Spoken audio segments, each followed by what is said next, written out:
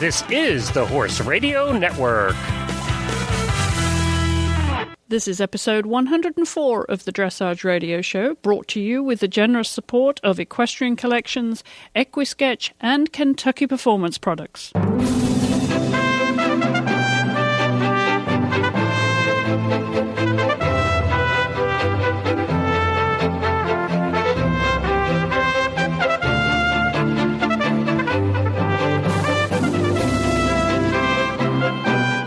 Hello, I'm Chris Stafford, and welcome back to the Dressage Radio Show. If you're just joining us for the first time, welcome, and we hope you'll visit regularly. Well, my guest this week is Stephen Clarke, who is a very well-established, well-known dressage judge and clinician around the world, and at this moment is halfway across the world in Canada. Stephen, it's hard to keep up with you. You're a well-travelled man.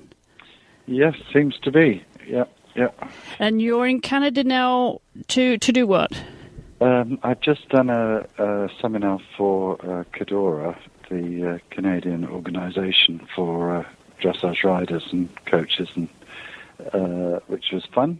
And then coming up this weekend is a national level show run by Cara Whittam, the well-known O judge from Canada. And then I think I come back again here in June for 2 more shows. So it's busy. Well, you're always busy, and I know we've wanted to get you on the show before, Stephen, but I think congratulations are in order. You do have a little piece of news. In the last week, I think it was announced that you are going to be the president of the grand jury for the London 2012 Olympic Games. Congratulations. Oh, thank you very much. Yes, it's a huge honour. I'm thrilled to bits.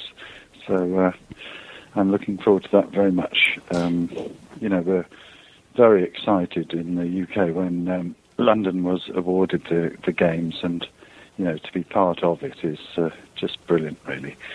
So I'm very excited about that.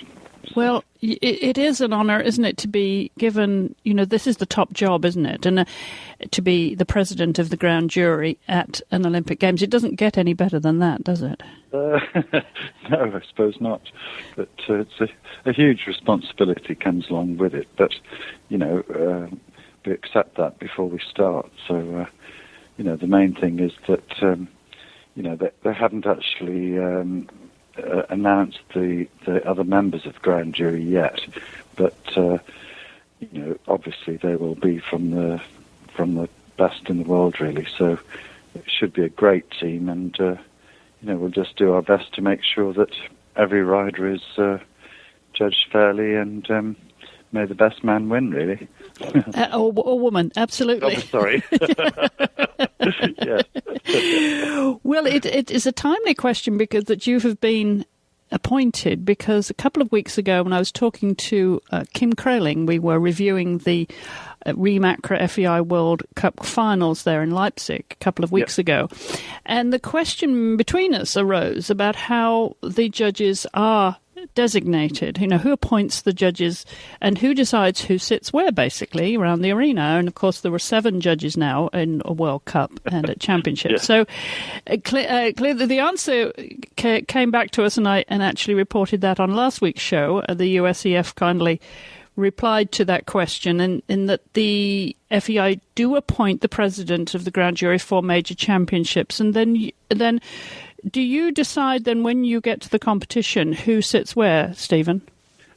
Well, I mean, it is a fairly complicated process, but basically for a championship, I'm not 100% sure. But I believe the process is that the dressage committee, the FEI dressage committee, selects, I think, 12 names for a long list, and then 9 months before the competition, they do a ballot, literally, from those 12 names, and then for London, the 6 other members of the grand jury will be selected, and also, I presume, a reserve judge. So this process sort of starts, I think the JSP has some influence on it. I think they make some suggestions, and then the dressage committee sort of makes the decisions and then recommends those decisions to the dressage director, which is Strandasmere, and then I think it's taken from there, basically. So it's quite a lengthy, complicated process.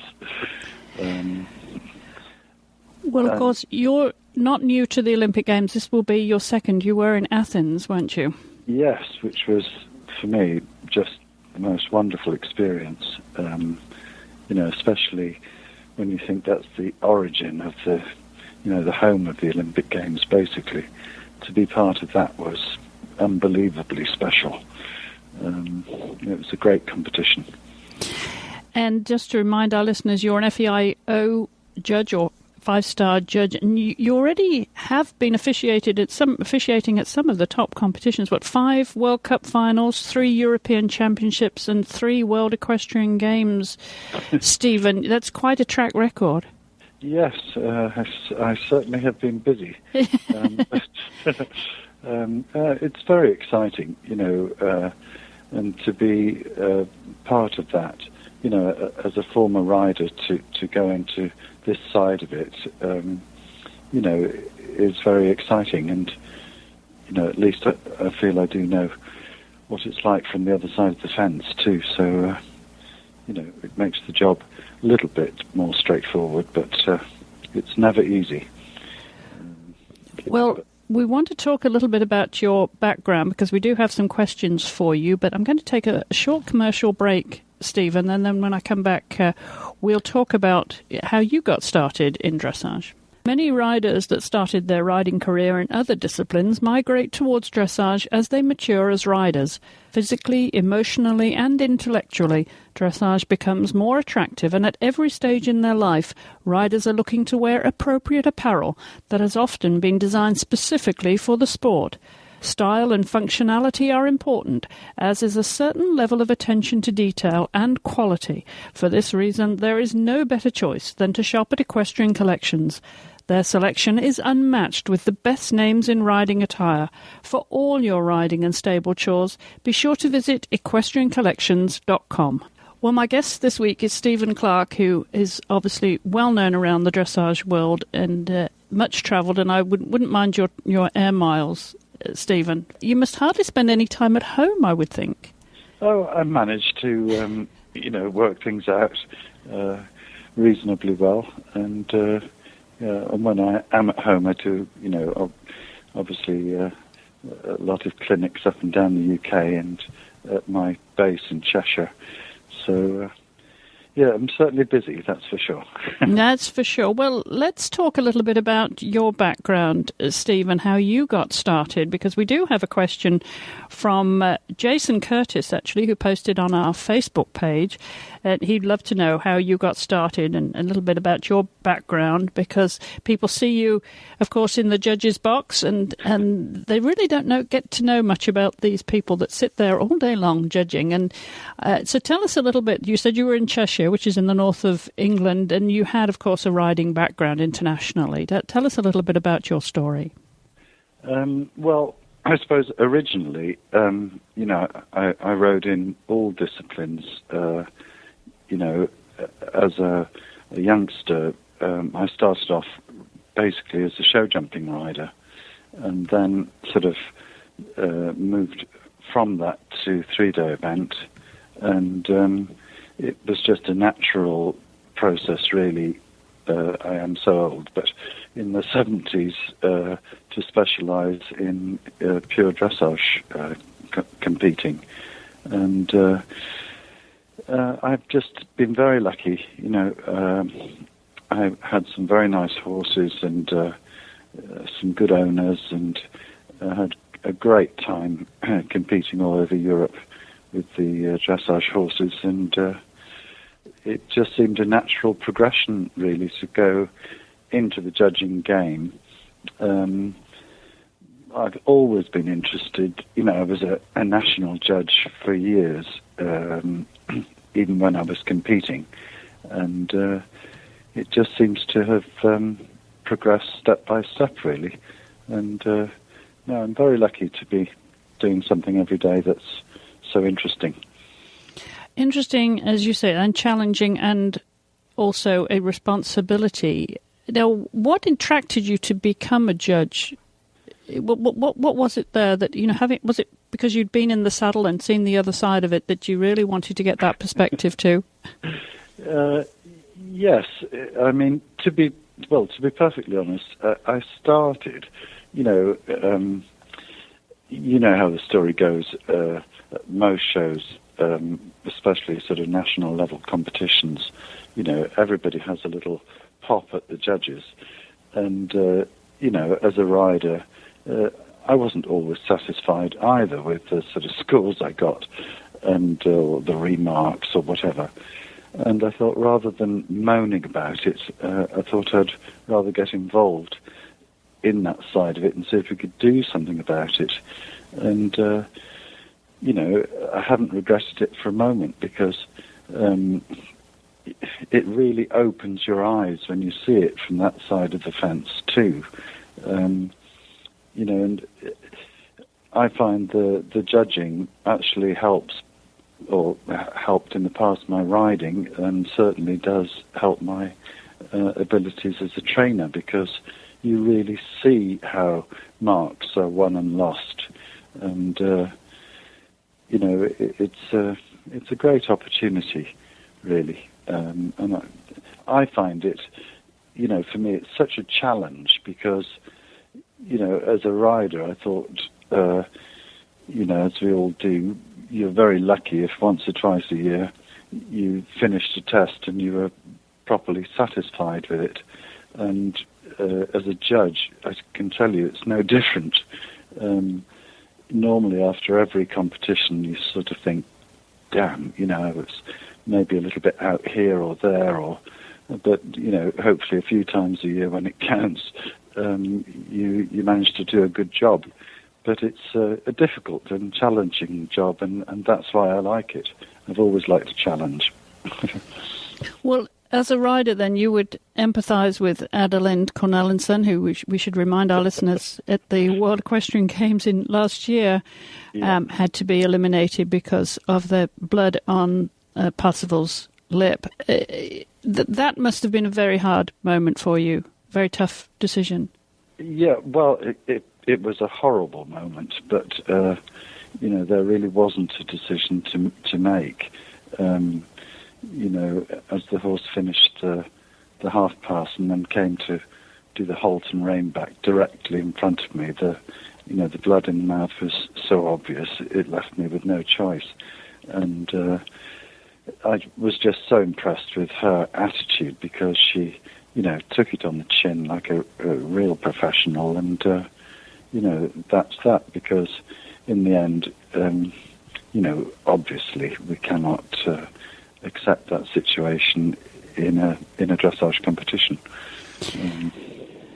Very, very tough to have to make that call, and obviously for both parties. But we since heard, Stephen, that there was actually no rule. Correct me if I'm wrong, but the FEI rule did not have a specific rule for dressage, and this came about, I think, from a British journalist, Pippa Cookson, who looked into this a little bit more. And so, were you referring to a general FEI rule on welfare?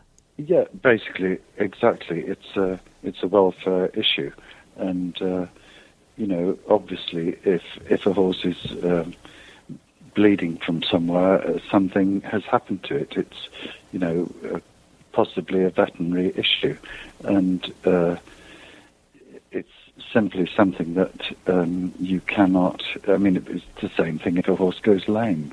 There's obviously something has created that problem and could possibly need veterinary attention. So there's no question of allowing a horse to continue in that situation, simply from a welfare point of view. And, it's unfortunate because it can be a minor veterinary issue, but it is an issue nevertheless. And, there's no question of how it had to be dealt with. I know they are discussing sort of different situations, possibly for the future, but we'll see what happens. Well, having been the man in the hot seat there, and with the benefit of hindsight, would you like to see a rule change that would allow for, say, a minor situation, as this turned out to be? Of course, you weren't to know in the moment, but when the horse left the arena, it was a minor cut, for then a veterinary inspection to be held privately and a chance to be reinstated. Would that be an option? It's certainly what they are considering at the moment, and I'm not part of that decision-making process, but it's a very difficult one, and it's a very complicated one, because you can imagine the sort of various scenarios that could happen, or where it could lead to. You could have the same thing. Then, what do you do with a horse that appears lame, and then the vet feels later it's okay, and it comes back again, and it's still lame, or the horse bites its tongue and goes out, and the vet sees, that it's not so serious, and it comes in, and the wound opens up again, and it bleeds again. I can see a million nightmare situations. Yes. But, I think at the end of the day, anything that, everybody in a position of authority, the main aim is to develop the rules that are fair as possible to the riders, but the number one priority always, and must remain that way, will be for the welfare of the horse. There's no question of that. So it'll be interesting to see how this situation develops. There may be a more practical and fair way to deal with it, but we'll have to wait and see what comes up, really.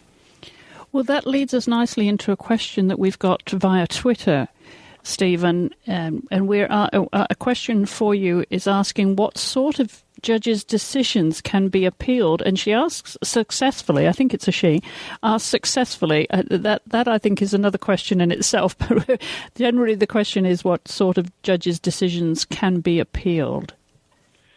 I think basically, the judge's decision, as regards the score, is final.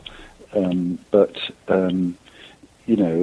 I think there always should be sort of open dialogue between, everybody involved in the sport, really.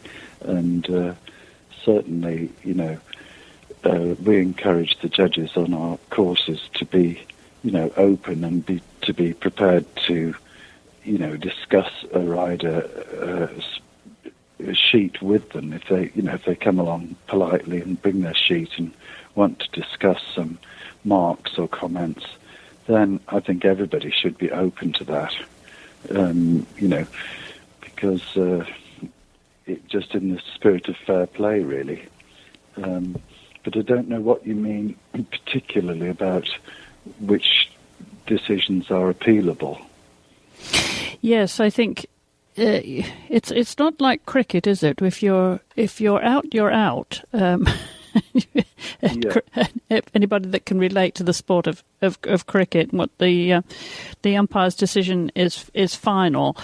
But I think she's asking really what the process is if there is a procedure. Certainly there's sort of there's a discussion is open. I think that's probably what she means. Mm-hmm. Okay.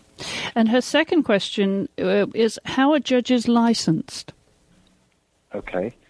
This again, fairly complicated.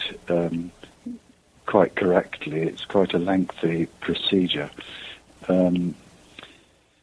I'm thinking how to put it in a nutshell, because it could take half an hour to tell you all that. But basically, a judge goes from being a national Grand Prix level judge, and then their national federation sends them on 2 FEI courses, which they have to participate in, and also there's a fair amount of sitting in and practice judging to be done.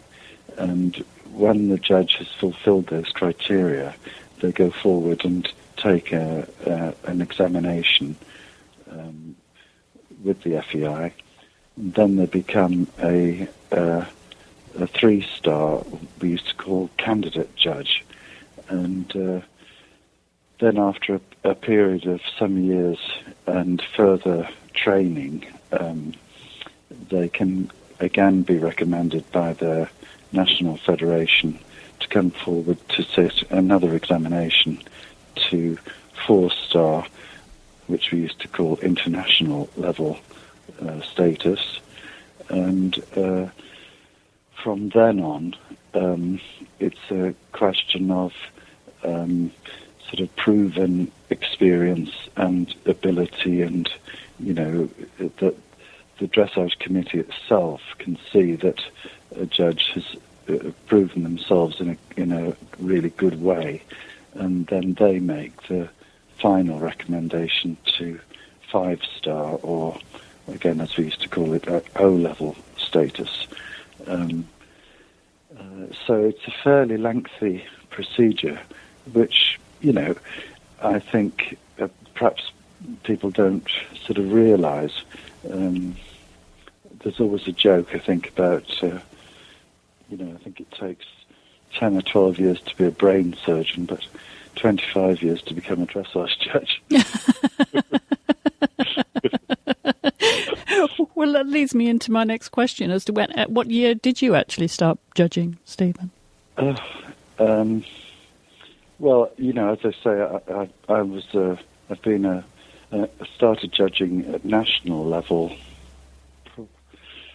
probably 30 years ago, and then, at a fairly young age, sort of ended up as an FEI candidate judge again while I was still riding, and at that stage, even though I was still competing, I was allowed to judge, pony, junior, young rider, European championships and that sort of thing. And so at the highest level, probably I'm hopeless with no sense of timing at all, but probably, 12, 15 years. And it's been fascinating, I've had a great time with it.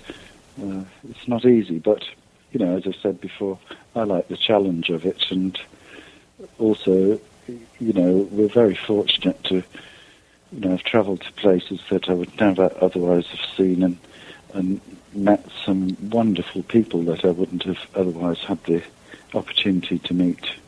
I know that the riders sort of come down the centre line and see these sort of miserable-looking people sitting in the judges' boxes, but I can tell you there are some of the majority of the colleagues all around the world.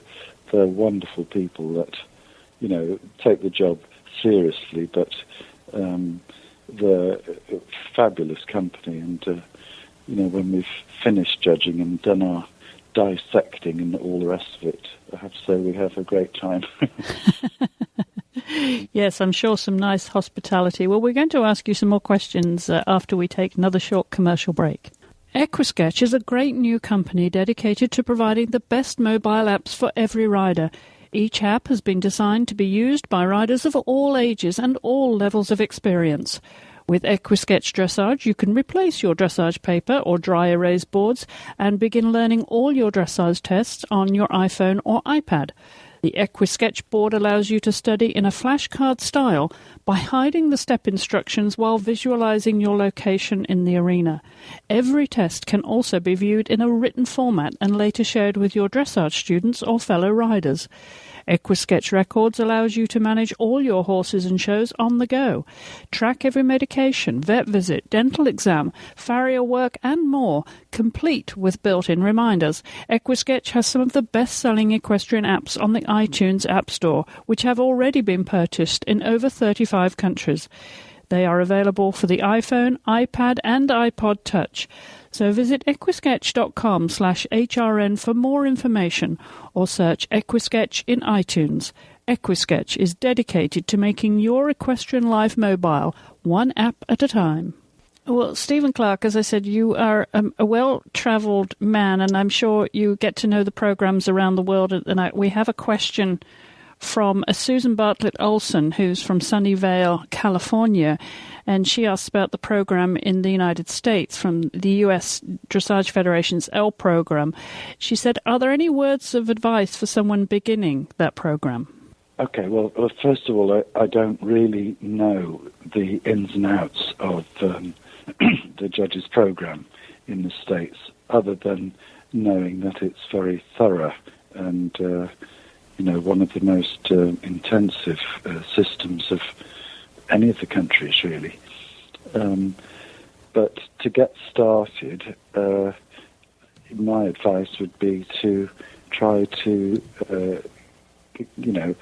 from having some real experience yourself, then go and sit in with people that, are very well respected, and learn from them, and also do, as much practice judging as possible, and compare your marks and remarks with the more experienced judges.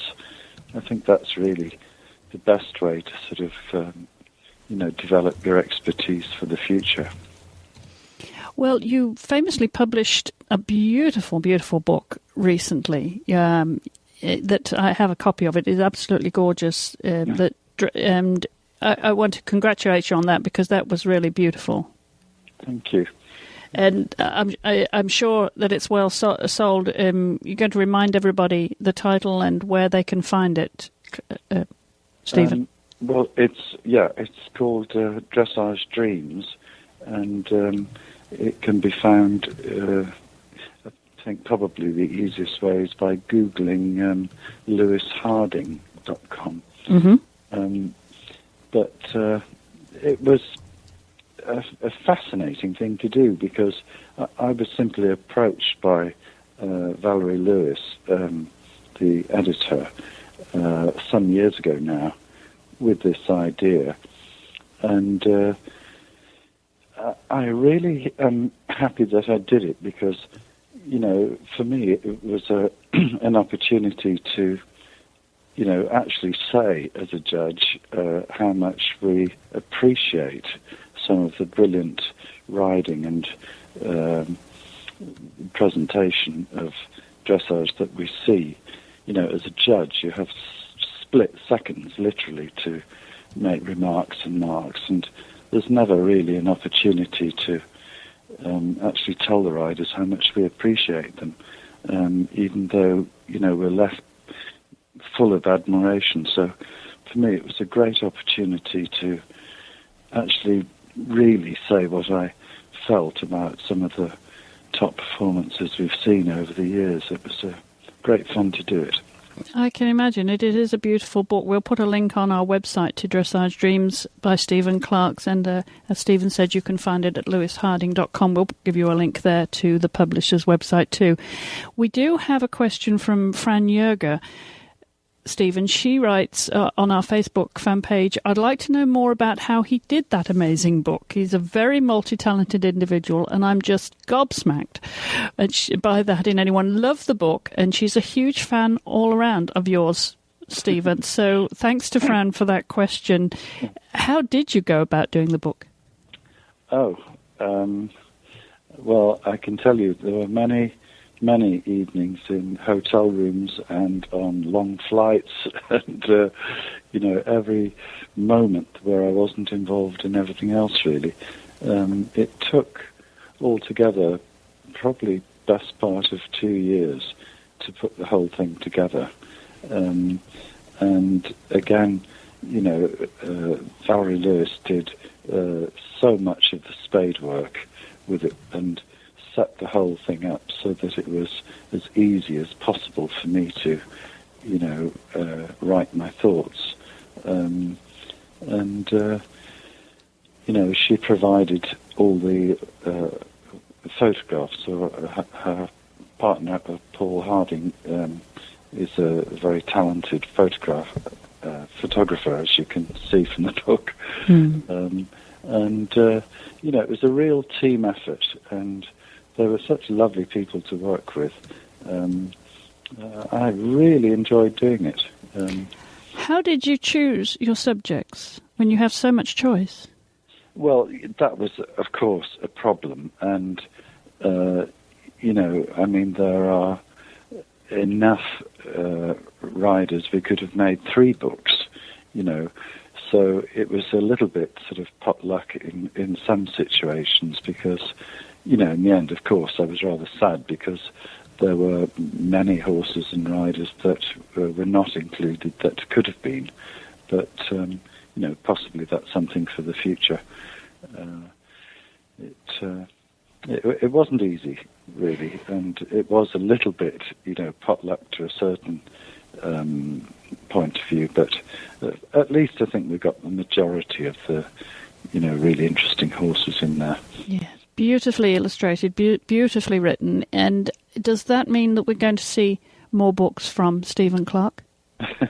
Well, I must say they have talked about making a second book because there are, and time moves on, there are more horses now that could be included, but there are still some from the past that, I would have liked to had in there too.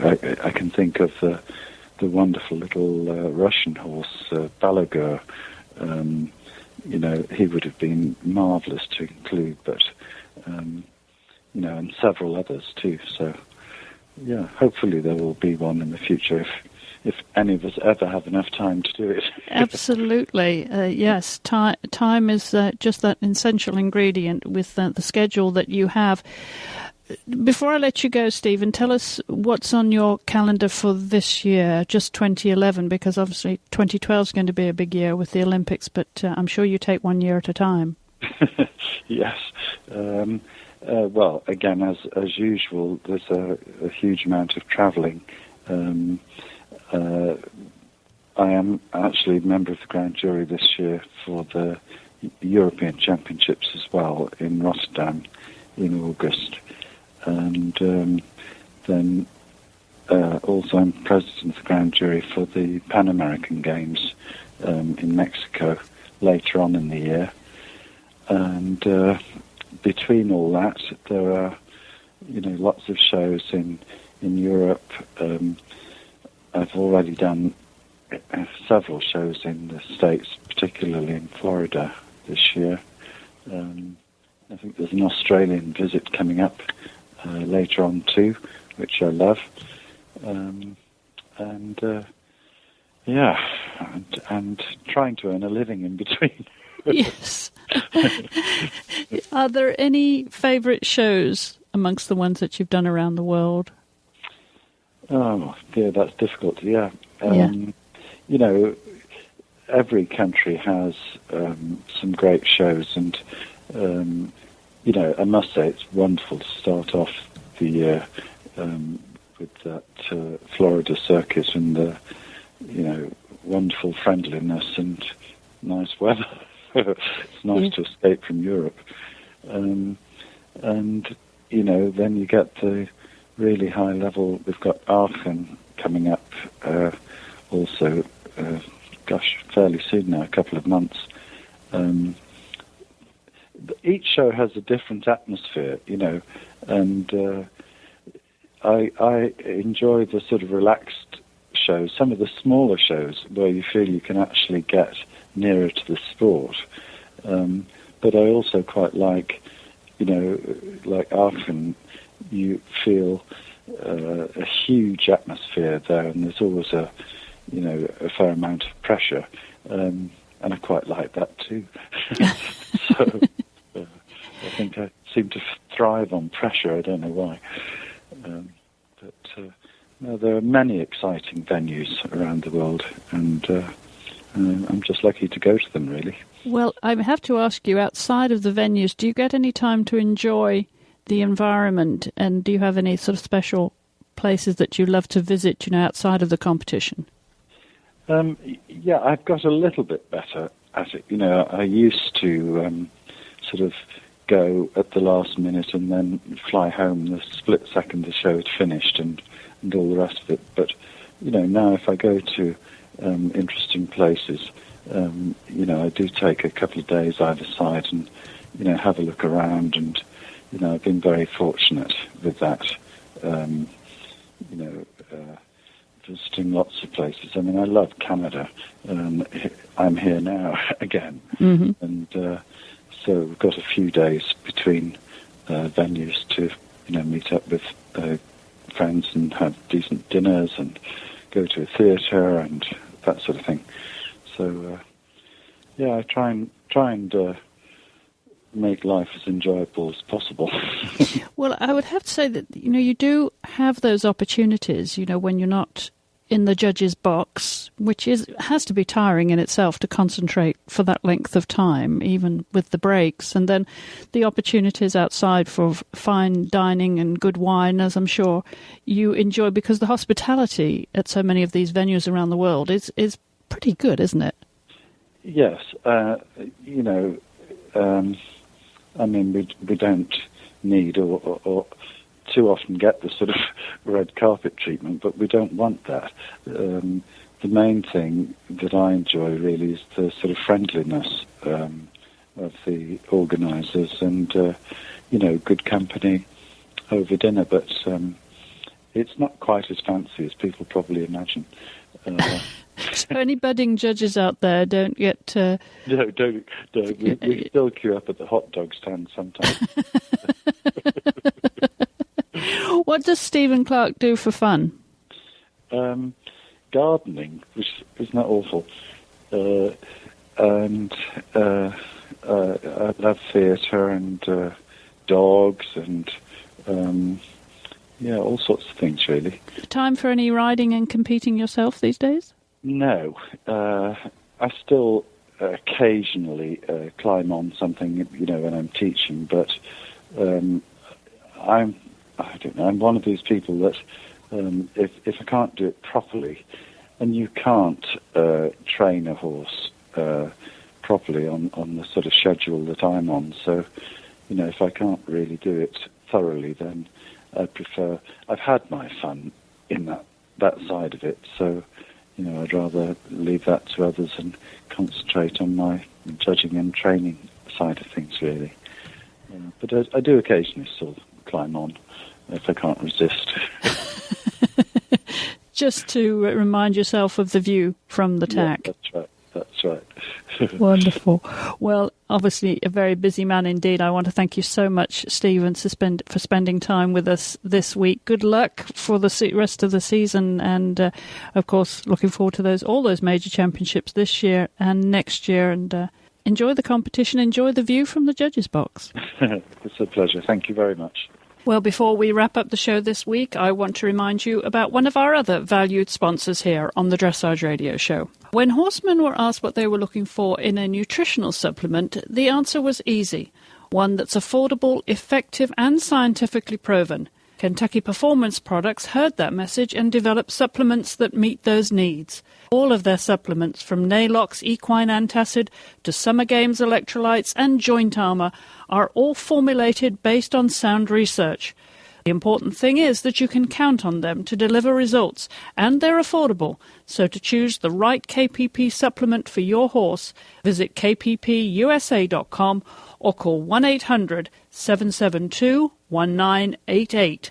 And to learn more about horse nutrition and interact with the KPP experts, be sure to join their Facebook fan page. Well, that's it for this week's show. I hope you've enjoyed our exclusive interview with Stephen Clarke. I want to thank him again for spending time with us and remind you all of our website links here at dressageradio.com, where you can click on the link to the Hallway Feeds app and listen to this show on the go.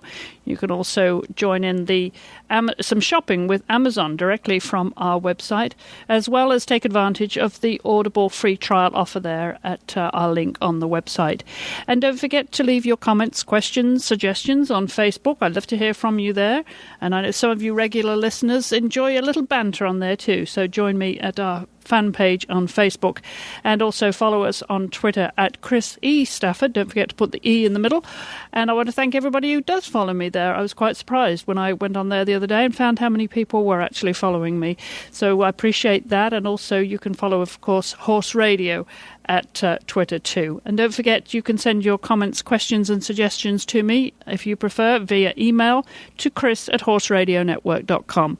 I will be back, of course, with yet more content here on the Dressage Radio Show. Lots more fun interviews, profiles, news, views, interviews, training tips, and anything else you would like me to share with you here on the Dressage Radio Show. That's all coming up, of course, each and every week here. And I will be back same time, same place next week. So until then, thank you all for listening.